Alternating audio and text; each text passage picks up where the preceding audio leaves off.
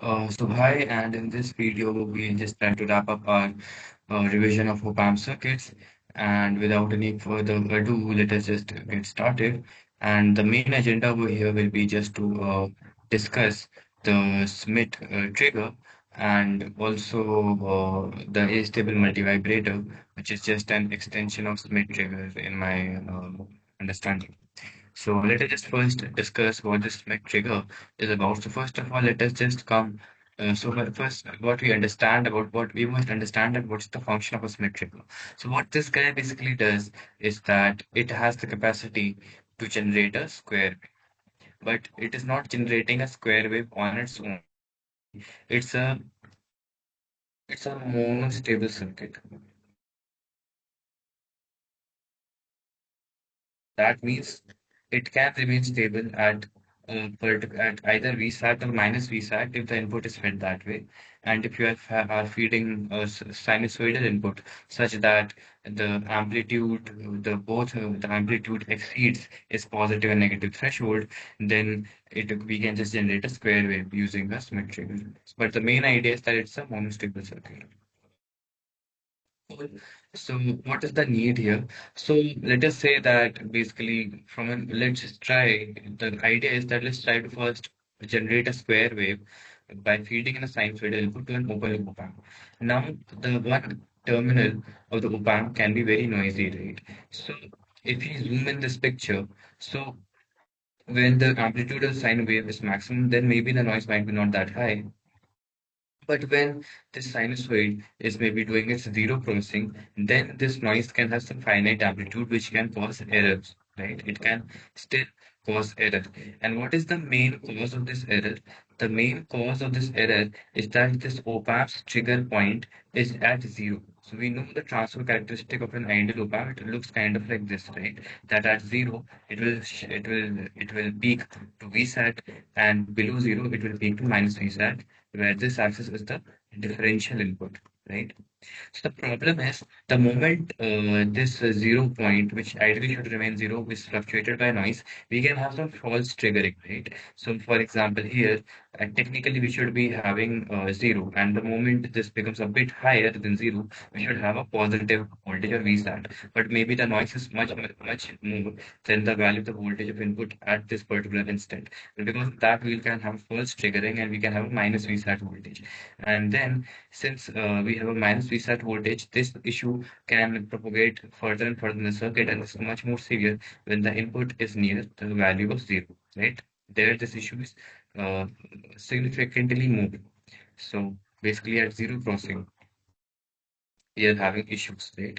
So the idea is that if we shift the threshold of this op-amp, like for example, when it transitions to minus reset, let us say that we shift it to a more negative voltage. This implies that now at this particular point of time, when the sinusoid value is near zero, and we have some noise, but since our threshold for positive and negative is now shifted and it's higher, so now it won't the danger of false triggering is significantly reduced. How we can understand is that if I have the sinusoidal input, okay, and let us say that initial value of triggering was zero, right? But now we have shifted this op-amp's characteristic such that now it will give a positive value at this point and it will give a negative value below this point. Let us name these voltages as A and minus A. So this is the amplitude, this is the value of sinusoid where it becomes A, and at here it becomes minus A, right? And we are just marking these axes. Cool. And now, ideally, what we want is that the square wave should appear like this, right? This is how we want our square wave to behave, right? Now, because of some noise at the zero input, the issue that we are facing is that there is some finite noise at the zero crossing, there is some finite noise at the zero crossing, there is some finite noise at the zero crossing, and and there is noise everywhere, but this is where the noise is troubling us the most where where the input is almost near zero. Now, now in this case, let us say that we are starting from here only. So when noise was present, what was happening is that since now this noise is some finite value and this value is closer to zero, so we were say this noise it was at this noise is basically a random phenomena, right? So let us say that this noise was such that it is more towards the negative side. So because of this, we would have false triggering, and our output would have had gone momentarily negative, right? So the idea here is that if I shift my negative threshold to such a low extent that even if there is some noise, let us say this noise amplitude was still here, still I won't have any false triggering, right? Because it need to go up to minus a level, and then only this minus V set level would have had been achieved at the output. So that's the idea. And so in this scenario also, we won't observe any false triggering, right? And that's the basic idea that by shifting threshold, we can basically mitigate this issue. There are other reasons also why Smith trigger is useful, but this is one of the reasons why Smith trigger we can find it useful, especially when we want to mitigate this problem of false triggering at zero crossings. Cool. Now, how do we build a Smith trigger circuit? It's quite simple actually, but it's just a positive feedback circuit. So what you have is an op-amp, and now what you do is that you just place it in a positive feedback. That's it. This is my trick.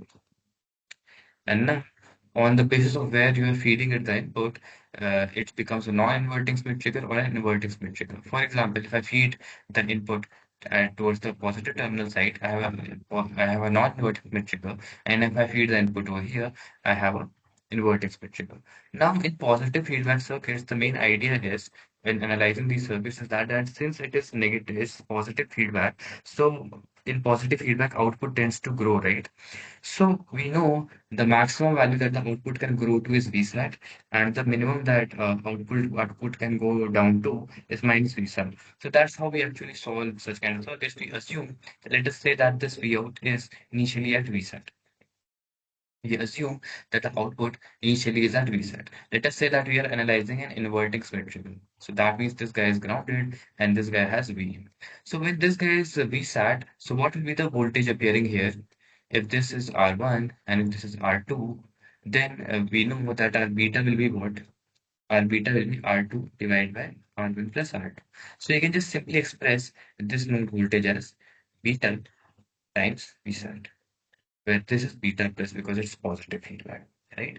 So now what we understand is that as long as this V in value is lesser than this beta V sat, our output, if I sketch the output characteristic V out, and here if I try to sketch it with respect to input, as long as this V in value is less than beta V sat, till then my output will remain high, right? So this will be my output.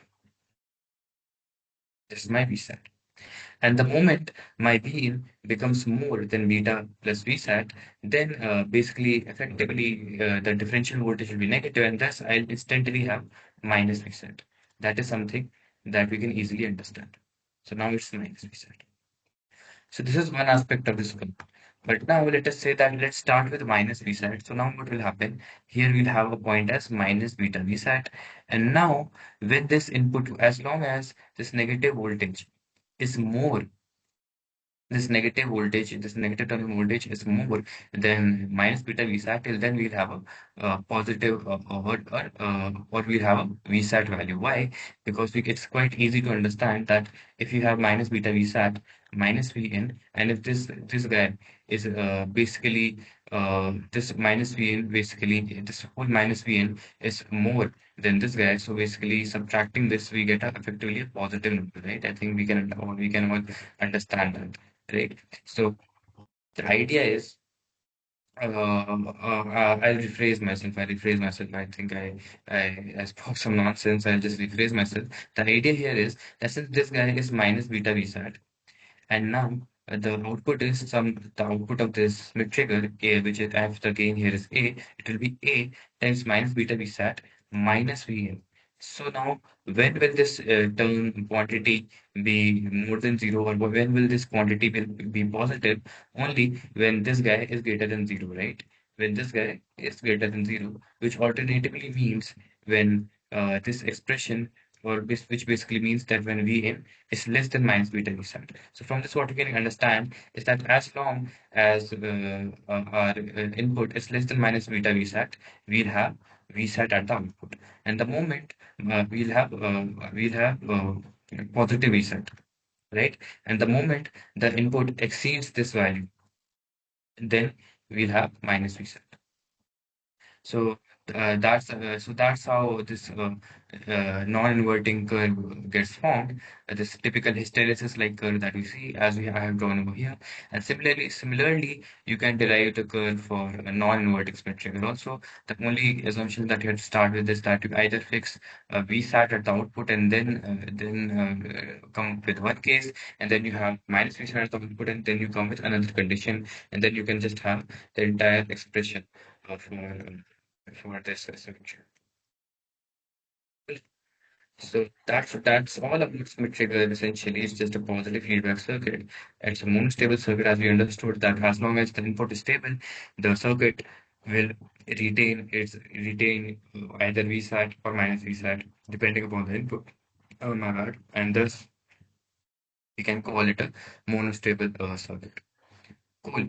Now let's move on to stable multivibrator. What this basically means is that know that this circuit has a capacity to operate as an oscillator. That means none of its output levels are stable.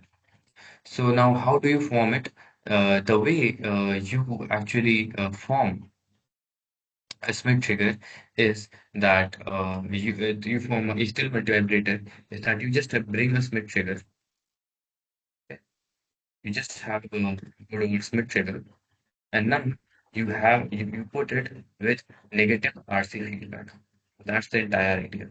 So now you place this guy in a negative RC feedback, and now congrats, you have built a stable multiplicator. Cool.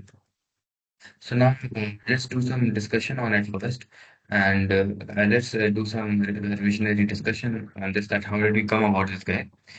So first of all, the question is that we could have why couldn't we build a stable multivibrator using this?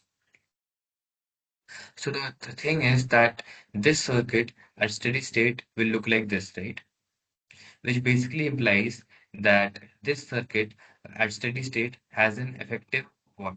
This circuit at steady state has an effective of negative feedback of half, and it has an effective positive feedback of 1, which basically implies that yes, this circuit is a positive feedback circuit. But now what will happen is that now at steady state, this circuit will either have VSAT across it or minus VSAT, right? So and here I have written the expression that V out is equals to A V plus minus V minus, and here we can just say that A V naught 1 minus beta. Why is it this? So I think we can easily understand that V plus is basically what? Since here feedback factor is 1, so it is just equals to V naught, so V naught came out, and here it is here beta is basically beta minus, which was half initially, right?